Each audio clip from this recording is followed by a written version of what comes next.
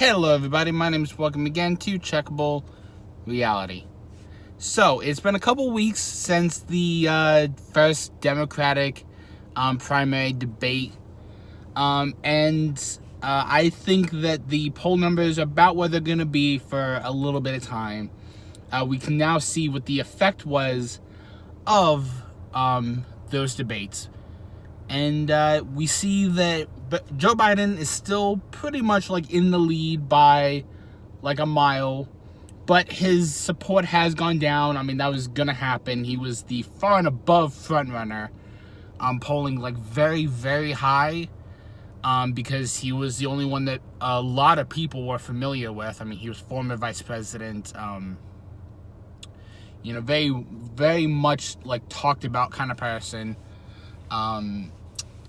And everyone else was pretty much, I mean, some of them, like Bernie Sanders or Elizabeth Warren, they're known within people that talk about politics even like a little bit. But a lot of them are not like household names. But a lot of people's numbers have gone up. Almost all of the three after Joe Biden have gone up. Pretty much Sanders, Harris, and Elizabeth Warren are in the same boat together. Buttigieg has gone up to 6 points, but not as close to the range that Sanders, Harris, and Warren are in.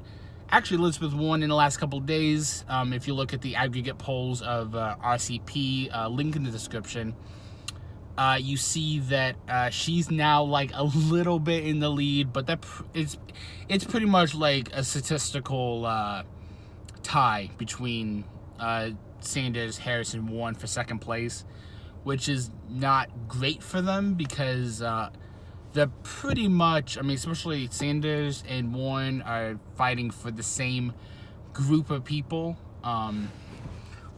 which is why I say that if socialists are gonna get serious about trying to get a socialist to be running against Trump, that they should probably be trying to go for one or the other, not both at the same time. But then what do I know? But more interesting, I think, is if we look at the poll numbers for the states. Because if you remember last election in 2016, it was not the popular vote that determined who the president was going to be. It was the states. It always is the states pretty much, but the national polling wasn't the same as who became president.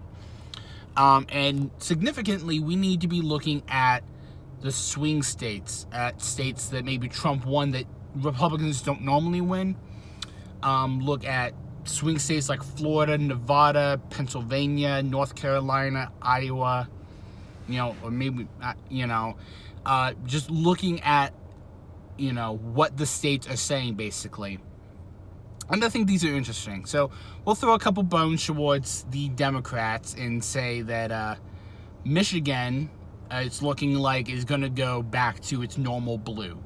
If you remember last election in 2016, Trump won it. He won it by, which it was a surprise. It was a surprise that a Republican won it because the Republican hadn't won it in, since Reagan, essentially. This is mostly due to, cities like Detroit, the big cities. I mean, it's kind of that New York City, the New York City effect where, like, New York State's politics are pretty much run by those in New York City, which isn't even the capital of the state. I mean, that's, it's a very interesting situation over there. It's same thing with California, where a large portion of of California is actually deep red, but the politics of California is being run by the very populated but small portions of the state that are blue.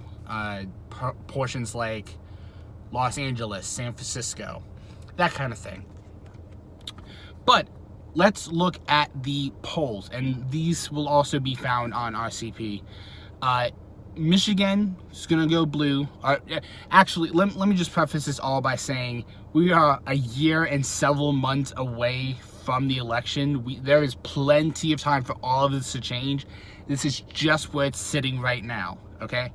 Michigan is looking like, amongst the popular Democratic candidates, they are looking pretty favorable in that state. Same thing with Pennsylvania, which is a big state. It has 20 electoral votes, but you know, it is looking like it's the Democrats are more popular in there than Trump right now. Okay, and if we look at Florida, my home state, Trump is winning against Elizabeth Warren, but not Biden, Sanders, or Harris. And yeah, but if we look at the states of Nevada, Biden is the only frontrunner who is winning against Trump. Trump beats Sanders, Trump beats Harris, and Trump beats Elizabeth Warren. Same thing in North Carolina. Biden wins against Trump, but Trump wins against Sanders, Harris, and Warren. If you look at Iowa, Biden and Sanders win against Trump, but not Harris and not Warren. So, I mean, you're looking at these swing states, and a lot of them, Biden might be winning, but it might only be by a smidge. And if you look at the polling for Democrats and what they are looking for in their nominee, it's electability. The Democratic Party is hungry to get rid of Donald Trump, get Donald Trump out of the White House.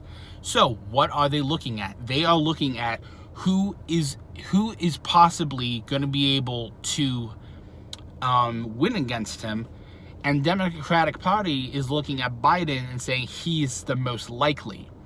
Now, do I think he's likely to win against Trump? No, but that's what the Democratic Party is looking at.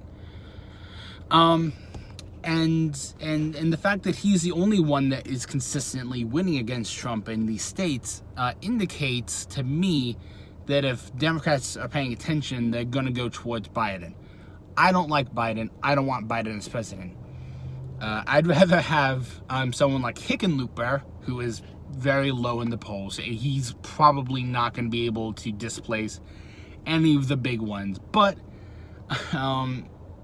yeah, so it's interesting to look at these numbers and to be able to see and be able to know, what the Democrats are looking for. Elizabeth Warren and Sanders, they're fighting for the same crowd, essentially. Sanders, an outright socialist. Elizabeth Warren, not necessarily declaring to be a socialist, but basically saying that, basically trying to play off as though she is a socialist. Even though this is only a very recent thing for her. She's normally not like this. She just is trying to play towards that crowd, which I think is a horrible move, by the way, because you can look at almost anyone, and the fact that Sanders and Warren and others like her are losing consistently, it's because of the fact that they're declaring socialist policies, socialist views.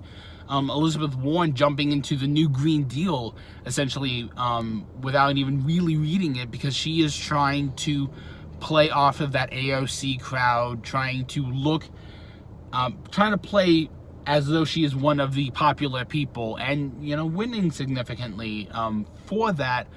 But it's also a detriment, because if she does go against Trump, in a lot of cases, she's probably not going to win. She's definitely not going to win a lot of the states that she's trying to win, like Florida, Nevada, North Carolina, Iowa.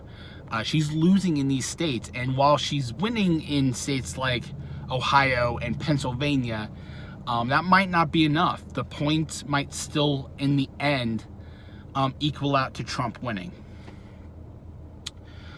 So I think it's a very interesting race. I don't know. I think the Democrats are kind of shooting themselves in the foot. I mean, there's a lot of Democrats, or, people on paper Democrats, who are looking at the field and saying things like, I don't think I'm a Democrat anymore.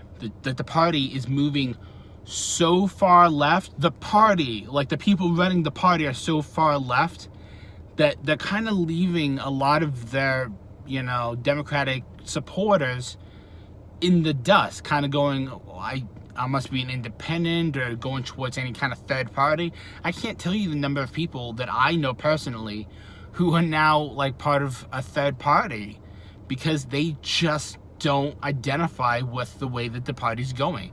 I mean, complete amnesty, giving health care to illegal immigrants, that is not something that a large part of the party is wanting to do. Pay higher taxes and give that money to people who broke into the country illegally. That's not selling well with Democrats. And the fact that they were all raising their hands and saying that they wanted to give health care to people who broke into the country illegally. I mean, I don't care how you feel about illegal immigrants. It's a fact that that is at the detriment of the country. It's not, it's no longer about being nice and trying to be, the best person you can be. It's literally you're giving away, taxpayers' money to pay for something that, doesn't benefit the taxpayers. So I think it's interesting. Again, we have a year and a lot of months left before the actual general election, and even talking about the primaries, we're months away from the primaries. It's not going to happen anytime this year. We have a couple more debates coming up as well. I mean, we'll see. We'll see how the field changes, basically. But Biden still a lot in the lead. Elizabeth Warren is in second place by only a smidge ahead of Sanders and Kamala Harris.